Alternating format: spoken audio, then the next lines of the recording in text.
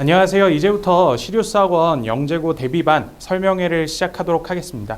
저는 시리우스학원에서 물리를 가르치고 있는 황승환이라고 하고요. 오늘 설명회는 학부모님들께서 궁금해하실 만한 입시가 어떻게 변화하고 있는지 그런 부분에 대해서 저희가 좀 정리를 해드리고 그거에 발맞춰서 시리우스학원은 어떤 프로그램을 운영할지 이런 부분들에 대해서 좀 진행을 할 예정입니다. 그래서 순서를 먼저 보시면요. 아까 말씀드린 것처럼 입시 변화에 대해서 간략하게 말씀을 드리고 그 다음에 시리우스학원 프로그램에 대해서 말씀을 드리고 또 과목별 선생님께서 조금 더 자세하게 문항은 어떤 스타일이었고 그 다음에 앞으로 저희 수업은 어떻게 진행할지 좀 더 설명을 해주실 겁니다. 전체적으로 설명을 시작하기 전에 일단 전국에 있는 영재학교 현황과 그 다음에 입학 전형 단계에 대해서 간략하게 설명을 드리고요. 그거를 바탕으로 해서 입시 변화를 설명드리도록 하겠습니다.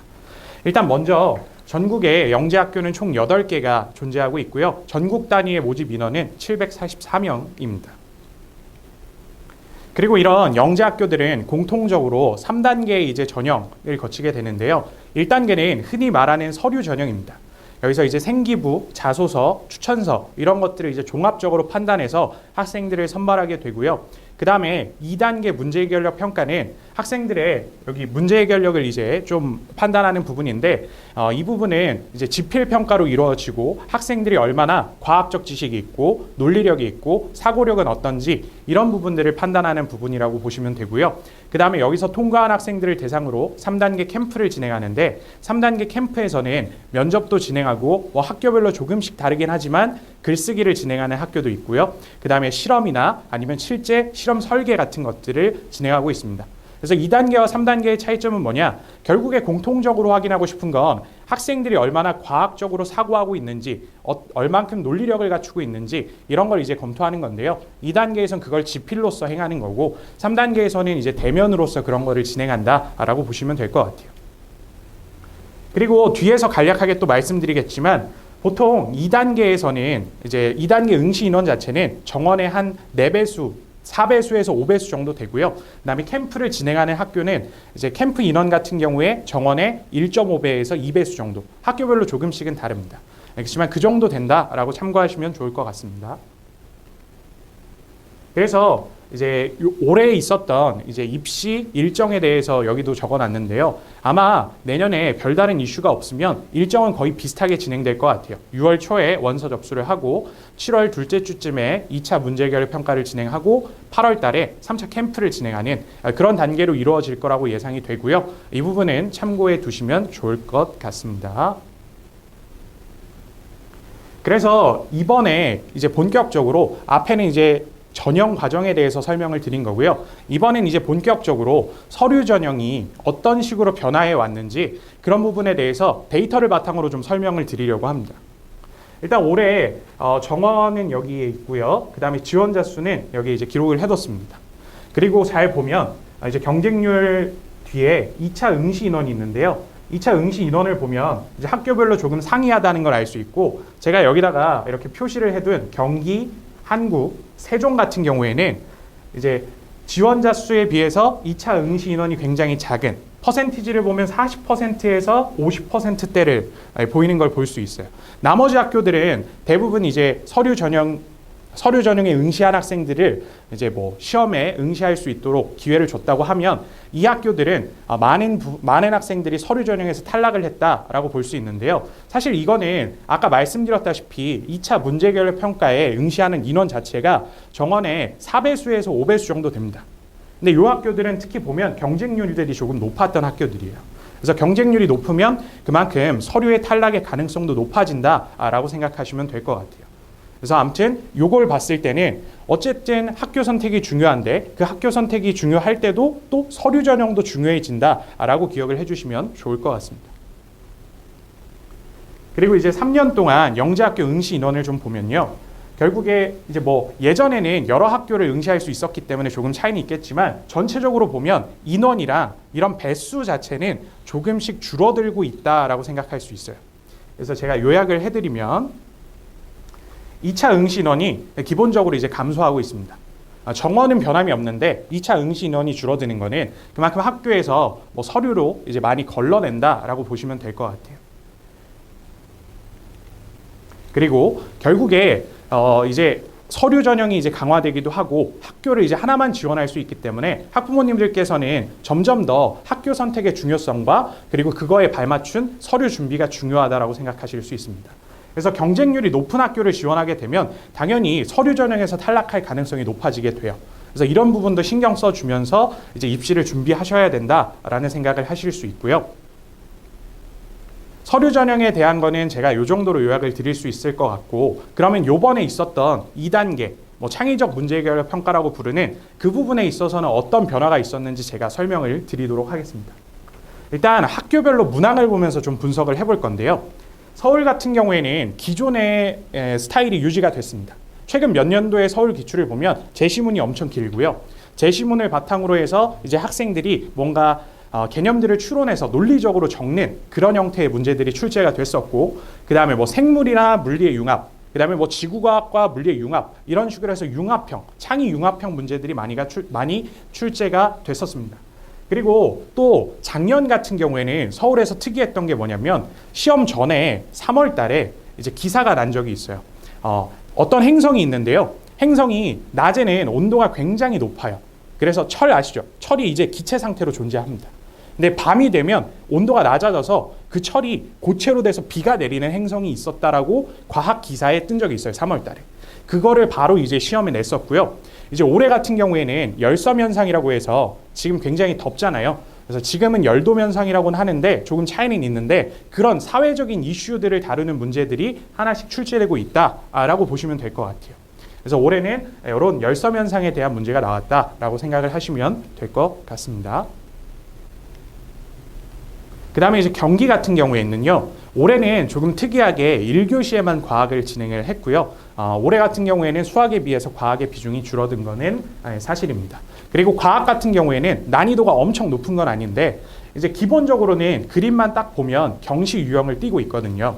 하지만 영재고 자체가 이제 기출 입학할 때 문제 자체가 서술형으로 변화되고 있기 때문에 여기에 보면 뭔가 어떤 상황을 주었을 때 이 상황에서 어떤 식으로 변화하고 그 이유는 무엇인가를 설명하는 형태의 이제 문제가 출제된다라고 보시면 되는데요. 이 부분은 단순 경시라기보다는 경시를 바탕으로 해서 학생들이 얼마나 개념을 정확하게 기억하고 있고 그걸 자신의 말로 어떻게 설명할 수 있는지 그런 부분이 중요한 포인트가 되었다라고 생각하시면 될 것 같아요.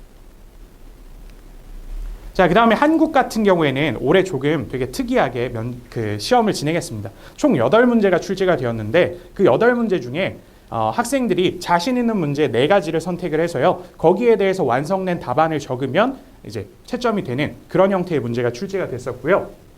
이 문항들은 기본적으로 정답이 확정되지 않은 오픈형 문제 스타일이 되었습니다. 그래서 학생들이 이거에 대해서 답을 쓸 때는 기본적으로 뭔가 과학 보고서를 쓴다든가 연구 보고서를 쓴다든가 그런 식으로 해서 완성될 수밖에 없는 답안 형태를 띠고 있었어요. 그래서 예시를 좀 하나 들어드리면 이게 1번 문제였는데 뭐 영재가 과학탐구대회에 참여하라고 한다. 과학탐구 보고서를 작성하시오라고 이제 명시적으로 아예 문제에 준 걸 볼 수 있습니다. 그리고 여기에 출제된 문항들 다른 것들도 보면 일상생활에서 우리가 과학과 관련된 재미있는 현상들, 신기한 현상들을 이제 설명하는 형태의 문제들이 있었기 때문에 학생들이 얼마나 평소에 과학에 관심이 있고 흥미가 있고 그 다음에 과학과 관련해서 뭐 보고서를 쓰는 연습은 좀 했는지 이런 부분에 대해서 이제 좀 확인하고 싶어하는 문제 스타일이었다라고 기억하시면 될 것 같아요. 그리고 대전 같은 경우에는 사실 저희가 설명회를 몇 년 동안 하면서 대전 같은 경우에는 경시형이다라고 명확하게 말씀드렸을 겁니다. 기본적으로는 그 틀에서 변함이 별로 없어요. 그래서 변함은 별로 없지만 대부분 다 서술 문제로 나타나 있고요. 한 몇 년 전 같았으면 그냥 계산해서 답을 쓰시오 이런 형태의 문제가 출제됐겠지만 최근에는 계산해서 답을 쓰시오라는 형태의 문제는 잘 출제가 되지 않고요. 이거를 계산하는 것보다는 오히려 그림으로 나타내거나 그래프로 그리게 하거나 아니면 그거에 물리적인 혹은 과학적인 의미를 묻거나 하는 그런 형태의 문제가 출제되고 있습니다. 이해되시죠? 그래서 이런 부분은 이제 참고하시면 좋을 것 같고요. 대전은 다시 요약하면 기존 형태를 유지하고는 있는데 뭔가 답안을 작성할 때 스타일이 조금 변화했다라고 이해하시면 될 것 같아요. 그다음에 요번 이제 문제 해결력 평가에서 가장 특이한 점이라고 할 수 있는 점은 이제 올해 요 학교들에 대해서 대구, 광주, 세종, 인천에 대해서는 공통적으로 출제된 문항들이 보입니다. 그래서 저희가 추측하기로는 학교 선생님들이 모여서 문제를 내고 어떤 문제 은행을 만든 다음에 거기서 어떤 학교마다 좀 문제를 골라서 내는 그런 형태의 문제가 출제되지 않았나라고 생각하고 있습니다. 그래서 뭐 여기에 있는 문항들을 좀 자세히 살펴보면 다 기본적으로는 경시 개념이 기초가 되고요. 과학적 내용들, 그 중학교 과학이 내용들이 기초가 되는 문제들이 출제가 됐어요. 그리고 또 사실 나온 문제들이 전혀 기존까지 영재고 입시에서 나오지 않았던 문제들을 낸 게 아니라 타 학교에서 다뤘던 주제를 다뤘는데요. 이게 이제 올해 나온 기출 문제고 지금 보여드릴 거는 작년에 서울에서 나왔던 기출 문제입니다. 얘는 그냥 수직으로 떨구는 거고요. 얘를 이렇게 옆으로 이렇게 떨구는 형태로 조금 바꿔서 냈습니다. 그래서 사실은 이런 학교들을 준비할 때도 다른 학교의 기출을 참고하는 게 도움이 될 수 있다라고 말씀을 드릴 수 있겠습니다. 그러면 지금까지 이제 학교별로 문항들을 살펴봤는데 간단하게 좀 요약을 해보면요. 일단 과학적 논리적 사고력 이런 부분이 이제 학생들에게 좀 중요하다라고 설명드릴 수 있어요. 한 10년 전에 영재고 입시라고 한다면 얼마나 선행을 많이 했는지, 그래서 얼마나 경시를 많이 풀었고 얼마나 복잡한 문제들을 수학적으로 완벽하게 풀어낼 수 있는지 그런 걸 물었다고 한다면 최근에는 계산이나 수학이나 이런 부분들은 점점 빠지고 있고요. 오히려 그거의 진짜 과학적 의미가 무엇인지, 거기서 우리가 생각해야 되는 부분은 무엇인지 이런 식으로 묻는 문제들이 출제가 된다라고 보시면 될 것 같아요. 그리고 조금 더 이제 어려운 문제가 아니라 조금 더 뭐랄까 우리 주변에 있는 재밌는 과학 현상들을 바탕으로 한 문제들이 이제 출제가 되고 있어서 학생들이 평소에 과학에 얼마나 흥미와 관심을 갖고 있는지 그런 것들을 확인하는 문제들이 출제가 된다라고 보시면 될 것 같아요. 그 다음에 이제 학교별로 유형 차이를 좀 말씀드리면 아까 말씀드린 것처럼 서울은 제시문이 일단 길고요. 그걸 바탕으로 해서 뭔가 추론하고 논리적으로 답안을 작성하는 형태의 문항이 출제가 됩니다. 그리고 서울은 항상 마지막 문제는 이렇게 나와요. 연구 보고서를 작성하시오라고 해서 나와 있어서 평소에 학생들이 일단 기본적으로 중등과학이든 뭐든 간에 거기서 이제 보고서를 쓴다거나 이런 연습이 돼 있으면 조금 더 시험 볼 때 장점이 있다라고 생각할 수 있고요. 그 다음에 한국 같은 경우에는 방금 전에 말씀드린 것처럼 서울의 마지막 문제 유형이 그냥 모든 문제 유형이라고 보시면 됩니다. 그 다음에 경기, 대전, 광주, 대구 이런 학교들 같은 경우에는 기본적으로 다 중등 과정에 기초를 두고 있고요. 그거에 대해서 심화한 문제들이 출제가 되곤 하는데 단순 경시만 해서는 사실 풀기는 조금 어렵습니다. 단순 경시라고 보기는 어려워요. 그래서 그거를 바탕으로 해서 학생들이 얼마나 논리적이고 이렇게 설명할 수 있는지 확인하는 문제들이라고 생각하시면 돼요. 그래서 잠깐 경시와 좀 비교를 하면 경시는 기본적으로 모든 조건들이 빠짐없이 다 정확하게 적혀 있고요. 그걸 바탕으로 이제 학생들이 문제를 풀게 되는데 영재고 입시에서는 그런 조건들이 빠져 있는 경우도 있어서 직접 조건들을 설정한다든지 그런 부분들을 좀 확인하고 이제 뭔가 문제를 풀어나가야 돼서 개념을 정확히 알지 않으면 사실은 풀 수 없는 문제다라고 보시면 될 것 같습니다. 그리고 이제 요 학교들 같은 경우에는 공통으로 문제가 출제됐다고 하니까요. 이제 내년 같은 경우에도 이런 기조가 유지된다고 하면 학교 선택을 할 때 조금 더 신경을 써야 되는 부분이 있지 않나라고 생각을 합니다. 그래서 이런 입시 변화에 발맞춰서 저희 학원은 이제 어떻게 진행을 할 예정인지 간단히 순서대로 설명을 드릴 거고요. 먼저 서류 전형 같은 경우에는 저희가 크게 두 가지를 좀 진행하려고 합니다. 먼저 자기소개서 대비는 저희가 사실 전문 선생님을 초빙을 해서 특강을 하고 그 다음에 학부모님과 학생들 이렇게 만나서 첨삭을 하는 과정들을 몇 년 동안 진행을 했어요. 그래서 그 부분은 이제 올해도 똑같이 진행을 할 예정이고요. 그 이후에 그게 끝나고 나면 이제 학생들이 개별적으로 선생님들한테 물리에서 이 내용이 맞나요? 라고 물어보게 되면 그런 부분에 대해서도 코멘트를 해주고 수정을 해주고 했었습니다. 이해되시죠? 그래서 그런 부분은 계속 진행을 할 건데 이제 올해부터 저희가 조금 더 신경 쓰려고 하는 부분은 뭐냐면 사실 최근에 이제 코로나 바이러스 이슈도 있었고 그 다음에 학생들이 점점 본인이 자소서에 어떤 내용을 써야 될지 모르는 경우들이 많아지고 있습니다. 그래서 저희가 새롭게 추가할 부분은 자기소개서에 그래도 학생들이 뭔가 쓸 수 있는 그런 컨텐츠를 좀 마련하는 수업을 좀 진행을 하려고 하는데 그냥 간략하게만 말씀드리면 일단 중학교 책이 있을 때 학생들이 뭐 중학교 책이나 아니면 뭐 과학 동화 같은 일반 서적도 좋고요. 거기서 본인이 관심 있는 주제를 하나씩 정하게 할 거고, 물론 주제는 좀 다르게 할 겁니다.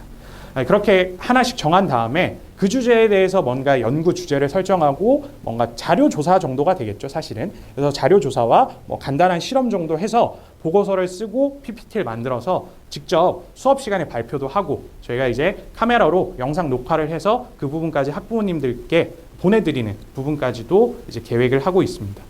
그래서 이런 부분이 좀 정리가 된다면 학생들이 내가 어떤 활동을 했었으니까 이걸 바탕으로 해서 뭔가 자소서에 쓰는 데 도움이 되지 않을까 생각하고 있습니다. 그리고 이제 두 번째로는 아무래도 이런 생각을 많이 하실 거예요. 학교는 하나만 쓸 수 있고, 심지어 내 학교는 공통인 문제가 나오기도 했었고, 그 다음에 또 어떤 학교들은 경쟁률이 너무 높으니까 내가 학교를 잘 선택하는 게 결국에 합격의 중요한 포인트가 되지 않을까, 이런 생각을 하실 거예요. 그래서 저희 같은 경우에는 조금 어떻게 하면 학교 선택에 있어서 조금 근거를 마련할 수 있을까라고 생각을 해서 데이터를 기반으로 좀 이제 하려고 합니다. 그래서 생기부나 뭐 학생들 성적 이런 것들을 저희가 이제 개강을 하고 나서 있을 간담회에서 좀 구체적으로 확인을 같이 하고요. 뭐 희망하시는 분들에 한해서 확인을 하고, 그를 바탕으로 해서 이제 일단 기본적인 학교 추천을 먼저 하고요. 그 다음에 또 선생님들이 수업을 하다 보면 아까 문제 유형이 다른 거 보셨죠? 이 학생은 어떤 문제 유형에 맞다라는 게 저희가 보이거든요. 그래서 그거와 함께 또 모의고사 성적 이런 것들을 다 종합적으로 판단해서, 그러니까 어떤 수치와 그 다음에 저희가 판단하는 기준들을 종합적으로 판단을 해서 학교 추천을 좀 해드리려고 합니다. 사실 이런 부분이 좀 중요해졌다라고 보시면 될 것 같고요.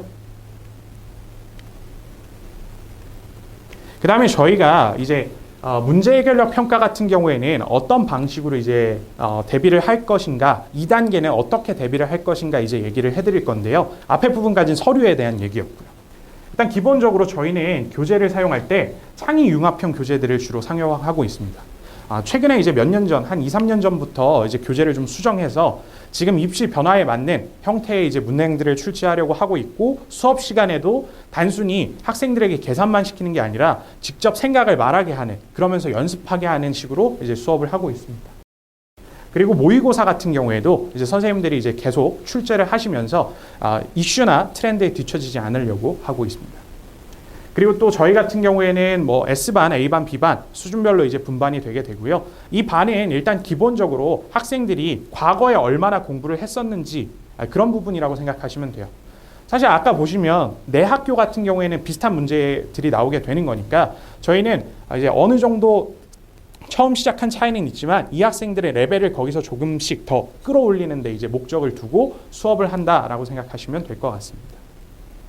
그리고 뭐 항상 수업이 끝나면 데일리 테스트를 하고 그걸 이제 선생님이 직접 첨삭을 해서 학생들이 글쓰기나 아니면 자신의 아이디어를 잘 표현하는 연습을 하고 있는지 확인도 해줄 거고요. 그 다음에 수업이 끝난 이후에는 클리닉도 진행을 하면서 학생들이 이제 잘 따라오고 있는지 이런 부분에 대해서도 좀 체크를 할 예정입니다. 그래서 간단하게 그러면 어떻게 이제 교재들이 변화했는지, 그리고 어떻게 수업을 하는지 자세한 내용을 그냥 하나씩 보여드리면요. 일단 저희가 창의라는 교재를 쓰고 있는데 창의라는 교재에 나오는 문제 중에 하나입니다. 그래서 뭐 이글루의 원리 뭐 이런 부분을 많이 들어보셨을 수도 있는데, 이런 식으로 해서 단순히 물화생지로 딱딱 떨어지는 게 아니라 뭔가 이런 것들을 복합적으로 설명하는 연습을 저희가 시킨다라고 생각하시면 될 것 같아요. 그리고 이거에 대한 답안은 다 서술형이니까 사실 요즘에 변화된 영재고 입시에도 맞는 부분이 있다라고 생각하시면 되고요. 그 다음에 이제 보면 저희가 이제 모의고사 같은 경우에는 매번, 그러니까 사실 물리 같은 경우에는 선생님들이 이제 4분이 참여하시기 때문에 매주 이제 문제를 내고 선생님들이 검토를 하고 회의를 하고 뭐 이렇게 해서 출제를 하고 있습니다. 나머지 과목들도 이제 매년 이제 문제를 수정해서 내고 있고요. 그래서 왼쪽은 이제 저희 학원에서 냈던 모의고사고요. 오른쪽은 서울의 기출 문제입니다. 그래서 사실 형태를 보시면 되게 비슷한 유형이고, 이제 학생들이 봤을 때 뭔가 느낌 자체가 뭔가 두려움 없이 뭔가 봤던 유형이다라고 생각하면서 문제에 접근할 수 있도록 저희가 항상 연습을 시키고 있다라고 생각을 해주시면 될 것 같고요. 그 다음에 이건 이제 데일리 테스트 답안이고, 뭐 이런 식으로 학생들이 쓰게 하고 첨삭을 진행하고 한다라고 생각하시면 되고, 그 다음에 또 수업한 내용에 대해서는 학생들이 직접 자신의 말로 정리할 수 있도록 이런 식으로 저희가 진행을 하고요. 뭐 이제 이렇게 아예 노트를 나눠줘서 정리를 시킨 적도 뭐 있었습니다. 그래서 이 부분은 뭐 이제 나중에도 계속 진행을 할 예정이고요. 그 다음에 뭐 데일리 테스트를 보든 그 다음에 모의고사를 보든 저희는 이런 성적표 형태로 학부모님들께 이제 전달이 될 테니까요. 학생들이 어떤 변화를 하고 있는지 이런 부분들을 파악하실 수 있게 좀 수업을 진행하고 있습니다. 그래서 앞에서 했던 내용들을 좀 정리를 하면 뭐 본 수업이 있고요. 거기서 뭐 데일리 테스트도 진행하고요. 자습도 있고 그 다음에 뭐 테스트와 영상 보강 뭐 이런 부분들이 이루어져 있다라고 요약할 수 있고요. 뭐 이 부분은 금방 넘어가겠습니다. 그러면 이제 2단계에 대한 부분까지 제가 설명을 드렸거든요. 지금 서류 얘기했고 그 다음에 2단계까지 얘기를 했는데 간단하게만 다시 한번 요약을 드릴게요. 일단 서류 같은 경우에는 저희가 이제 추가적으로 자소서를 위한 준비하는 것, 그걸 이제 신설할 부분이 있고 그 다음에 학생들 생기부나 뭐 기본 성적 같은 부분으로 인해서 그런 부분을 바탕으로 해서 저희가 데이터 기반에서 뭐 학교 추천을 한다든지 상담을 한다든지 그런 부분도 이제 새로 하려고 하고요. 그 다음에 2단계 문제 해결력 평가 같은 경우에는 입시 변화에 맞춰서 저희가 교재나 모의고사나 이런 부분들을 수정하고 있고 또 입시 변화에 따르면 이제 학생들이 얼마나 논리적으로 그렇게 표현할 수 있느냐가 중요하기 때문에 저희가 그런 부분에서도 맞춰서 신경 쓰고 있다라고 보시면 될 것 같아요.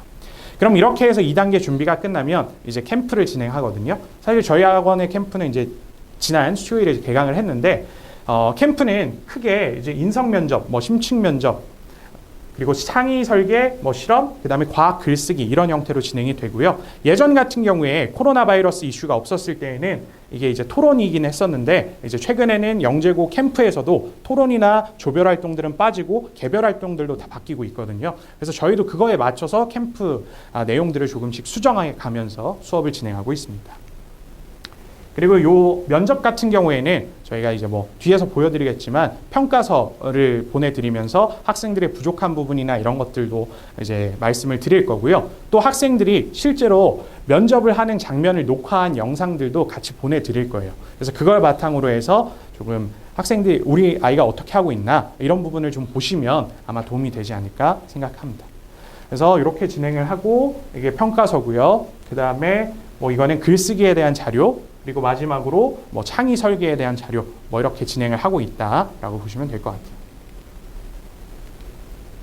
그래서 저희 학원의 전체적인 로드맵은 어떻게 되냐라고 말씀을 드리면 일단 8월에서 12월까지 8월 말에 개강을 하고 뭐 9월 초에 개강을 하고 그때에서 12월까지 겨울방학 전까지는 학생들이 기본적으로 개념을 명확히 정리해야 되는 시기이기 때문에 그 부분에 저희가 초점을 맞출 거고요. 방학 때는 방학이니만큼 조금 더 뭐 특강이나 뭐 이런 걸 더 통해서 집중할 수 있는 시간을 마련해주고 그다음에 3월에서 7월까지는 이제 파이널 과정으로 인해서 매주 파이널 모의고사도 진행될 예정입니다. 그렇게 하면서 이제 문제 해결력 평가에 대비할 수 있도록 저희가 진행을 하고 있고요. 그러면 이런 시리우스 학원에는 어떻게 하면 이제 입반할 수 있느냐라고 하면 저희가 입반 테스트를 진행하고 있고 물리 40분, 화학 40분 진행을 하고 있고 즉시 채점을 한 다음에 이제 뭐 상담실과 선생님들의 뭐 상담을 통해서 최종적인 결정을 통해서 분반이 되고 입반하게 됩니다. 그리고 자세한 분반 기준 같은 경우에는 여기 밑에 자료에 실어뒀으니까 학부모님들께서 이제 참고해 주시면 좋을 것 같습니다. 그리고 이제 저희가 한 가지 드리고 싶은 말씀은 사실 영재반을 운영하면서 저희가 굉장히 많은 선생님들이 함께 하고 있습니다. 물리 같은 경우는 이제 4분이서 함께 하고요. 화학 2분, 그다음에 생지 선생님, 그다음에 상담실에서도 많은 실장님들이나 뭐 이런 분들이 같이 함께 하고 있어요. 저희가 뭐 입시가 갑자기 변화한다라고 했으니까 입시가 변화하고 있고 막 이런데 저희가 많은 인원이 투입돼서 또 그 사람들이 그 입시 변화에 발맞춰서 빠르게 움직이지 않으면 저희가 뒤처질 수밖에 없고 그렇게 되면 이제 학생들도 사실 뒤처질 수밖에 없어요. 저희는 그걸 가장 경계하고 있거든요. 그래서 입시 변화에 맞춰서 학생들에게 도움이 되는 방향으로 저희가 하려고 하고 있고 그걸 하기 위해서는 사실 많은 인적 자원이 필요한데 그 부분도 투자를 하고 있다라고 봐주시면 좋을 것 같습니다. 그리고 뒤에 있을 요 참고 도서나 이런 부분들은 이제 학부모님들께서 혹시 필요하시면 참고해 주시면 될 것 같고요. 이 부분은 뭐 설명은 따로 안 하고요. 이제 각 과목별 설명으로 넘어가도록 할 텐데 물리는 제가 이어서 하도록 하겠습니다. 자, 일단 물리에 대해서 간단하게 설명을 해드리면 물리는 좀 짧게 할게요. 물리 서울 같은 경우에 올해 기출이 열섬 현상이 나왔다고 아까 잠시 말씀드렸는데 저희가 사실 창의라는 곳에서 수업을 한 내용이고요. 그 다음에 양안시차에 대한 부분도 사실 요번에 기출로 나왔었는데 이 부분도 이제 창의에서 수업을 했던 부분이고, 그 다음에 한국과학영재학교에 나왔던 이거 불형 문제인데 페트병 안에 뭔가를 넣고 이렇게 누르면 내려가거든요. 그래서 그런 상황에 대해서도 사실 저희 모의고사에서 진행을 했던 부분이고, 그 다음에 뭐 세종 같은 경우에 요런 원통형 컵에다가 물을 붓고 뒤에 글씨를 보면 어떻게 되겠는가, 만약 그 모양이 구형이면 어떻게 되겠는가, 이런 문제였는데 역시 저희 모의고사에서 진행을 했던 개념과 관련이 되어 있습니다. 이 외에도 뭐 여러 가지 관련되어 있는 부분은 많은데 일단 4개 정도만 실어놨고요. 여기서 드리고 싶은 말씀은 아까도 말씀드렸지만 이제 물리 선생님이 저희가 뭐 4명이서 이제 수업을 진행하게 되거든요. 그러면서 그 4명이서 매주 모의고사 문제를 출제하고 그 다음에 매번 교재를 수정하고 이런 회의들을 같이 진행하고 있습니다. 그래서 학교 입시가 변화하면 저희도 이제 그에 발맞춰서 계속 변화하려고 노력은 하고 있거든요. 그리고 이거는 그거에 의해서 이제 나타난 이제 결과인 거지, 사실 뭐 저희가 맞췄으니까 내년에도 맞출 거고 뭐 이렇게 오셔라 이런 느낌은 아니고요. 저희는 계속 이런 식으로 매번 트렌드에 맞춰서 노력을 하고 있습니다. 그리고 사실 이런 문제, 모의고사 문제 하나 내려고 하면 어떨 때는 뭐 최소 4시간, 한 문제를 낼 때 하루 종일 투자가 될 때도 있거든요. 어떨 때는. 그런 식으로 해서 이제 저희가 이렇게 개발을 하고 있고, 그걸 통해서 이제 학생들에게 좀 도움을 주려고 하고 있다라고 참고해 주시면 될 것 같고요. 이 부분은 사실 아까 설명드린 부분이라서 그냥 간략하게만 말씀드릴게요. 한 10년 전에는 계산이나 아니면 복잡한 경시 유형의 문제들이 출제가 됐었다. 근데 지금은 그거보다는 정확한 과학적 의미를 묻는 문제, 아니면 실생활에 있는 현상들을 설명하는 문제로 전환이 되고 있다라고 보시면 되고, 그에 맞춰서 저희도 물리 같은 경우에 창의, 심화 그리고 개념으로 나눠서 수업을 진행하게 되는데, 개념은 당연히 처음 개념이 필요한 아이들을 위해서 준비가 되어 있고요. 심화 같은 경우에는 개념은 어느 정도 진행이 되었지만 이제 그거를 본인의 말로 아직 서술할 수 있는, 본인의 말로 표현할 수 있는 능력이 아직 부족한 친구들을 위해서 저희가 마련을 해둔 부분이라고 생각하시면 되고, 창의 같은 경우에는 그게 다 되었을 때 실제 주변에 있는 여러 과학 현상들을 해석해 가면서 설명해 가면서 실제로 물리의 문제 해결 평가나 아니면 캠프나 뭐 이런 부분에 도움이 될 수 있도록 저희가 수업을 진행하고 있습니다. 그래서 제가 물리에 대해서 설명드릴 부분은 여기까지였고요. 이제 화학에 대해서는 이승우 선생님께서 함께 이어서 설명을 해주시도록 하겠습니다.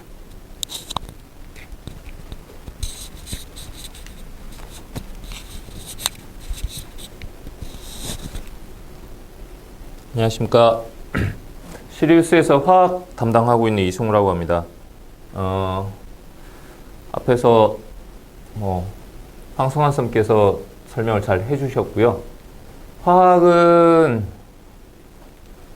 일단 간단하게 올해 기출됐던 거 좀 간단한 분석을 좀 말씀드리고 시작하도록 하겠습니다. 서울에서는 아이들 얘기로는 화학 문제가 출제가 안 됐었다라는 표현을 썼거든요.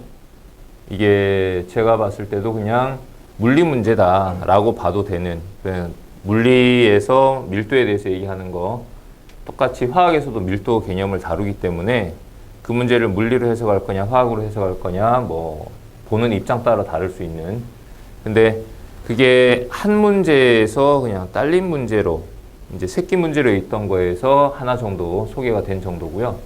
그 다음에 경기영재고에서 특징, 화학 문제 특징은 뭐 요거는 대충 어떤 주제에 대한 거 낫다라는 얘기들입니다.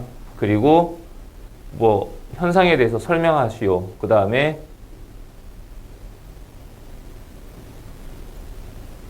어떤 실험에 대해서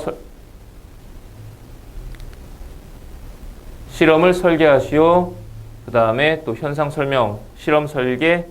한국 같은 경우는 아까 말씀드렸던 것처럼 8문제 중에서 4문제 골라서 풀이를 하는 건데, 화학 문제는 2문제가 전부 다 중학교 1학년 때 다루는 개념 범위입니다. 보일의 법칙, 샤렐의 법칙에 대한 실험 설계로 꾸며져 있었고요. 그 다음에 대전 아까 전에 설명해 주신 것과 마찬가지로 그래프를 그리라고, 그리고 그거에 대해서 설명하라고 시킨 거랑, 그 다음에 주어진 그래프에서 규칙성을 찾아서 화학 반응식 꾸미는 형태, 그 다음에 물질들 분류, 요거는 물질의 이름이 여러 개 나열이 돼 있었고 그거를 적당한 기준에 따라서 그룹을 나누고 왜 그렇게 그룹을 나눴는지를 설명하라는 그런 형태의 문제였었고요. 광주.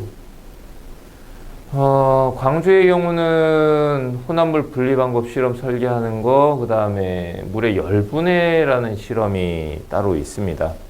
그거에 대해서 설명을 하는 거, 그 실험에 대한 자료는 나와 있었고요.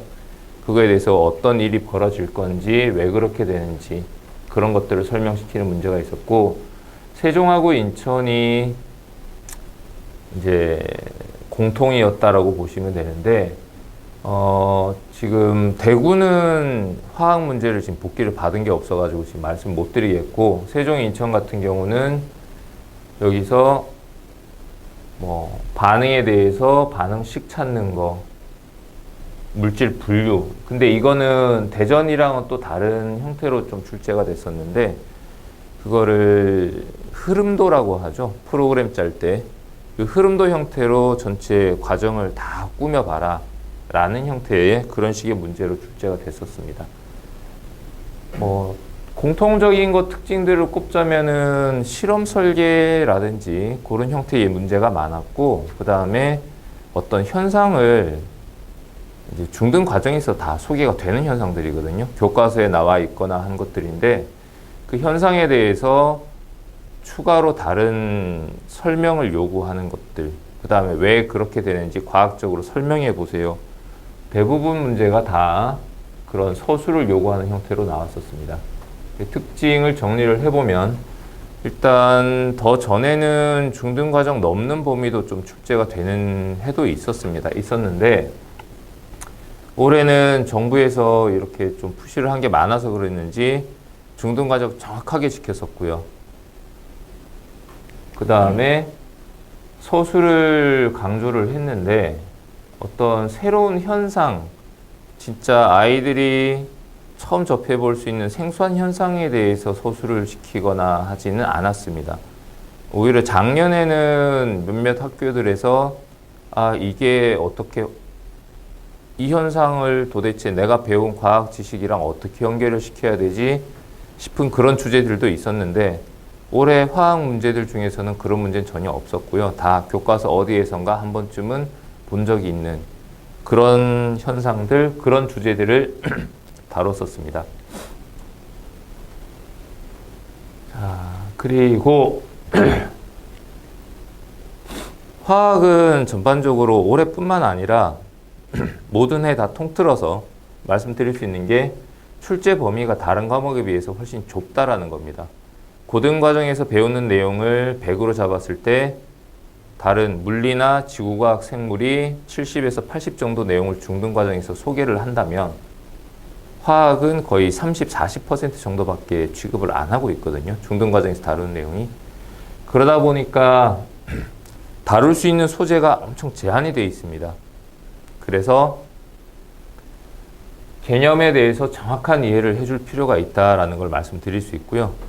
이게 수업을 진행하면서 이제 매번 느끼는 건데, 아이들이 저희가 이제 커리큘럼상 개념을 정리를 해주고 개념 위주로 수업이 되는 때는 이제 여름부터 겨울 방학 전까지거든요. 가을에 이제 첫 번째 단계에서 그렇게 진행을 하는데, 그 시기에는 아이들이 건성건성 공부하는 게 꽤 많은 편이에요. 듣고 배우고 머릿속으로 집어넣었다가 또 세고 흘러나가고, 그러다 보니까 그게 머릿속에 별로 안 남고, 막상 그 내용에 대해서 그때 배웠던 개념이 뭐였었죠 하고 다시 적극적으로 질문하고 열심히 하는 시기는 4월달, 5월달 넘어가면서부터인데, 이제 그 시기에 이제 개념 정리를 할 때 얼마나 열심히 했느냐, 그 다음에 그리고 까먹었던 것을 다시 이제 그 이후 시기에 얼마나 그걸 정확하게 자기가 자기 걸로 만들고 정리를 해줬느냐, 이게 범위가 좁기 때문에 그 부분에 대해서 문제를 낼 수 있는 게 제한되어 있고, 그러면은 조금씩 개념을 이제 5개념을 쓸 수 있는 그런 문제들을 갖다가 함정 형태로 묻거나, 그 다음에 이게 뻔히 묻는 문제인데도 아이들이 흔히 나오는 오답들, 여기서 조건이 조금 다르면 뭐가 달라질 수 있다라는 거, 그런 것들을 얼마나 생각을 할 수 있느냐라는 게 포인트가 될 수 있는 이제 그런 문제들이 날 수 있고 또 출제가 되었었거든요. 그래서 그런 쪽을 고려하면 범위가 좁은 만큼 그만큼 그 개념은 그 범위 안의 개념만큼은 좀 더 확실하게 공부를 할 필요가 있다. 그리고 경시 기본 형태 문제, 이게 경시 기본이라는 게 꼭 계산만 의미하는 건 아니고요. 이 경시 기본 형태 문제들에서 교과서에 나온 내용들 바탕으로 그 실험이라든지 이런 것들에 대해서 어떻게 해석을 하는지 아주 기본적인 형태의 문제들로 쭉 연습이 되거든요. 그걸 통해서 개념을 정확하게 좀 다지기, 그 다음에 여기서 조건이 어떤 조건이 조금 더 있다 없다에 따라서 이게 문제가 어떻게 달라질 수 있는지 그런 것들에 대한 연습이 필요하다라고 보시면 되고요. 마지막으로 이제 주로 교과서에 있는 거 위주로 올해는 났었는데 내년에 내후년엔 또 어떻게 될지는 모르는 거거든요. 그래서 주변에서 우리가 볼 수 있는 현상, 그 다음에 무심코 지나쳤던 현상들에 대해서 그게 화학적인 이론 바탕으로 어떻게 설명을 해줘야 되는지 이런 것들을 이제 훈련을 좀 해줄 필요가 있다라고 말씀드릴 수 있겠습니다.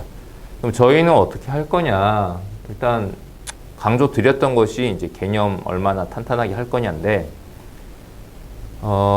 다른 과목에 비해서 개념 이론 수업하는 시기가 화학 입장에 상대적으로 긴 편입니다. 아까 말씀드렸다시피 다루는 주제가 적기 때문에 상대적으로 더 긴 시간을 쓰는 셈이 되는 거고, 그래서 그만큼 더 탄탄하게 개념 정리를 시켜줄 수 있다라는 거고, 그 다음에 문제는 요거는 뭐 화학만의 특징은 아닙니다. 저희 시리우스 전체의 이제 특징이 계속 문제를 만들고 선생님들끼리 이제 다른 과목 선생님들하고도 의견을 교환을 주고 받거든요.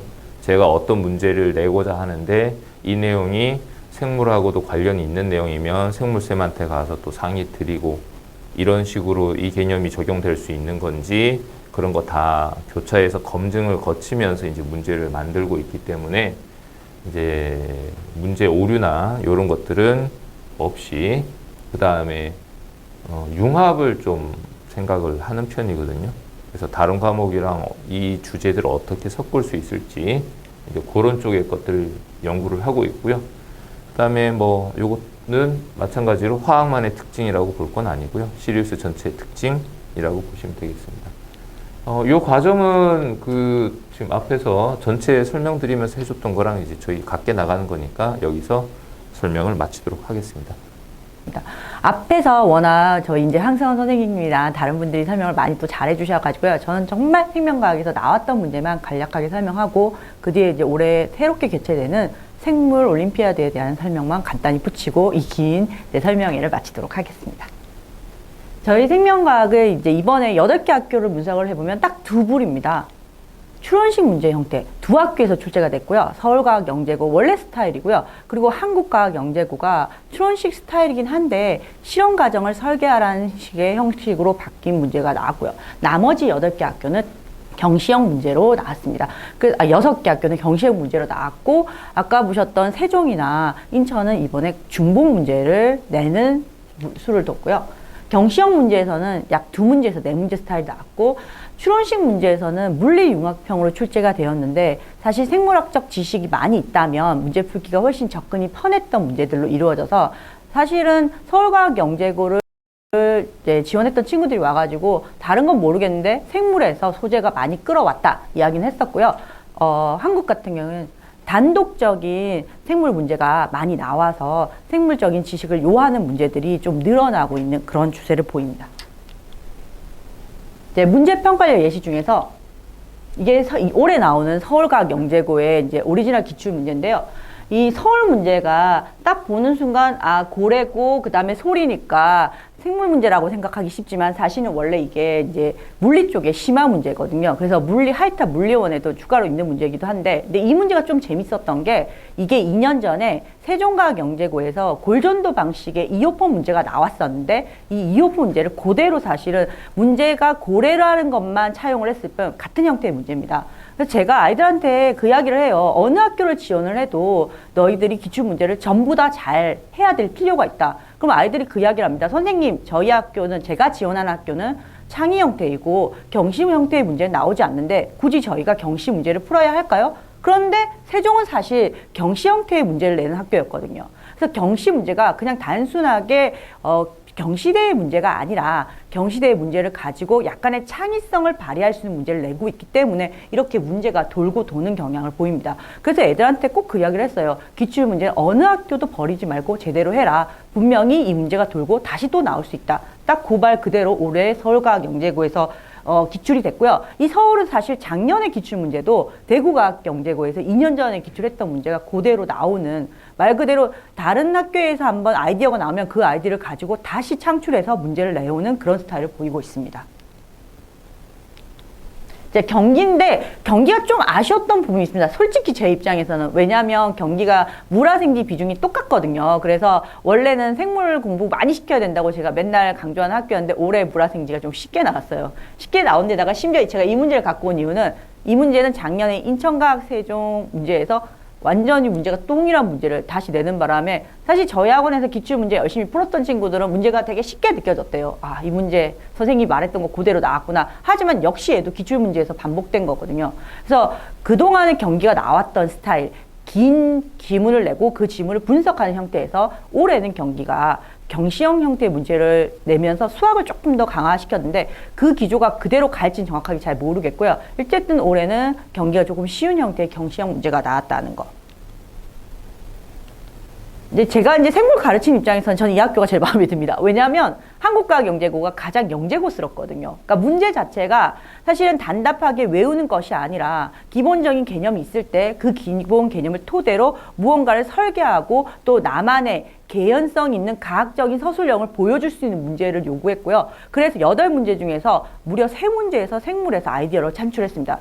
특히나 여기에 나와 있는 파브르 곤충기는 단독 생물 문제로 봐도 될 정도의 문제였고요. 나머지 적혈구 문제라든지 김치 유산균 문제도 사실 생물에서 많은 아이디어를 차용했는데, 근데 여기서 되게 재밌는 상황이 벌어졌어요. 저한테 이제 9개월 넘게 공부했던 친구는 와서 너무 기뻐하는 거예요. 왜냐하면 제가 맨날 이런 형태로 이제 애들하고 맨날 고민을 하고 저희 모의고사가 또 유난히 생물이 가장 점수가 안 나올 정도로 제가 맨날 고민해서 창의 쪽으로 좀 맞춰서 문제를 많이 냈었거든요. 그러다 보니까 그 친구 입장에서는 아, 선생님이 하던 대로 공부를 했더니 외우는 문제가 아니었고 자기가 얼마든지 쓸 수 있었다 하면서 정말 복원을 하는데도 정말 최선을 다해서 책 글자까지 다 찾아가면서 복원을 해주더라고요. 근데 반면에 동일한 수업을 또 들었던 한 친구는 저한테 와가지고 생물이 하나도 안 나왔다 이야기를 하는 거예요. 그래서 제가 야, 적혈구는 생물 아니니? 맞는데요? 곤충은? 맞군요. 아, 그럼 유산균은? 아, 맞네요. 그러니까 아이들마다 들어가는 게 좀 다르다라는 것도 한편으로 좀 안타까운 점이 있지만 어쨌든 기본적으로 영재고의 원래 기본 취지. 그러니까 영재고 이번에 한가영 교장 선생님께서 석 달 전에 인터뷰를 하셨을 때 그 이야기를 하셨거든요. 똘끼가 없는 영재고는 필요가 없다라고 이야기를 하셨는데 그런 딱 취지에 맞게 학생들이 가지고 있는 기본적인 사고력 바탕으로 논리적으로 얼마나 자신의 생각을 펼칠 수 있느냐에 대해서 맞춰서 이번에 한가영 문제가 나왔고, 그리고 한가영이 그래서 가장 영재고스러운 문제를 좀 보였다. 그렇지만 완전히 어렵진 않았어요. 그래서 뭐 소문에 의하면 풀 수 있는 애 반, 못 풀었던 애 반, 보통 영재고 스타일이 다 그렇듯 그렇게 진행이 되었다고 합니다. 자, 그래서 간단하게 생명과학을 어떻게 대비하냐에 대한 이제 말씀을 드릴 건데, 어머님들이 생명과학에 대해서 생각하실 때 어떤 분을 많이 생각하시면 중학교의 내신 과정을 많이 생각하세요. 그러니까 사실은 중학교 내신 과정, 안 그래도 영재고를 지원하는 친구들이면 굉장히 공부를 잘하는 친구고 성실할 텐데 성적이 전혀 문제가 없거든요. 그래서 굉장히 짧은 시간에 문제를 풀면 가능하지 않냐라고 하지만 사실은 아까 저희 학학 선생님께도 말씀하셨지만 생물이나 지학은 범위가 굉장히 넓어요. 그러니까 중학교에서 내신에서 다루는 한 10배 이상의 내용을 저희가 미리 애들한테 숙지를 시켜야 되는데 시간이 없습니다. 그래서 시간이 많이 걸려요. 그래서 어머님들이 영재고 수업을 시작했을 때 제일 저한테 많이 하는 하소연이 왜 생물이 늘지 않을까요? 그거는 따지고 보면 그동안에 투자했던 물리나 수학에 비해서 1,000분의 1시간, 이건 제가 한 이야기 아니라 제가 아이들한테 직접 물어보는 이야기거든요. 선생님, 생물 수업 점수가 안 나와요. 그럼 제가 물어봅니다. 얼마나 투자했니? 수학에 비해서 1,000분의 1이요? 1,000분의 1도 투자를 안 했다는 거죠. 근데 저희 과목은 시간이 많이 걸리는 과목이에요. 그래서 생물 공부를 어떻게 해야 되냐? 그냥 차근차근 시간을 두고 조금 더 인내심을 발휘하면서 봐야 돼요. 그래서 보통 아이들이 이게 9월부터 수업을 시작하면 5월 정도가 돼야 그래서 아, 이게 재밌구나. 아, 이런 내용이 있을 수 있구나. 또 그때부터 저희들의 파이널 과정이거든요. 그래서 생물의 경우에는 기본적으로 기본 개념 확실하게 정리하는데 이 기본 개념이 중등 내신이 아닙니다. 일단 중등 하이텀은 완전하게 기본적으로 숙지를 해야만 그 다음번에 가정도 가능하고 창의 문제도 가능합니다. 내신보다 뛰어넘는 가정을 시험에 내지 않겠다고 했지만 사실 생물만큼 중등 영어로 일반 생물학적 지식을 물어볼 수 있는 과목이 없습니다.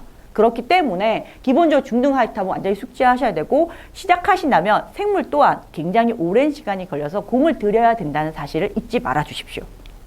그 다음에 자료에 대한 추론 능력도 바로 이 1번 기본 개념이 이미 확보가 된 아이들이 사실 가능해지는 거예요. 그래서 단지 11월, 12월 지나고 1, 2월에 와가지고 내용 한번 숙지했다고 해서 바로 추론 능력과 실험 설계 능력이 일어나는 게 아닙니다. 그래서 저희 수업에서는 어떤 특징이 있냐면 제가 수업 9월부터 여긴 나타나지 않았지만 9월부터 끝날 때까지 서술형 숙제가 매주 나가요. 그 매주 첨삭을 하고 확실히 하다 보면 애들이 최소한 6개월을 지나서야 아, 이게 어느 정도 쓸 수 있구나. 그리고 그 쓰는 부분의 실력도 많이 향상되는 걸 보입니다. 그러니까 아까도 말씀드린 생물은 굉장히 시간을 요하면서 그것이 마치 토양처럼 거름이 쌓여서 비옥한 토양이 되는 것처럼 그렇게 돼야만 우리가 원하는 영재고의 어떤 문제를 놔도 풀 수 있는 상태가 되는 겁니다.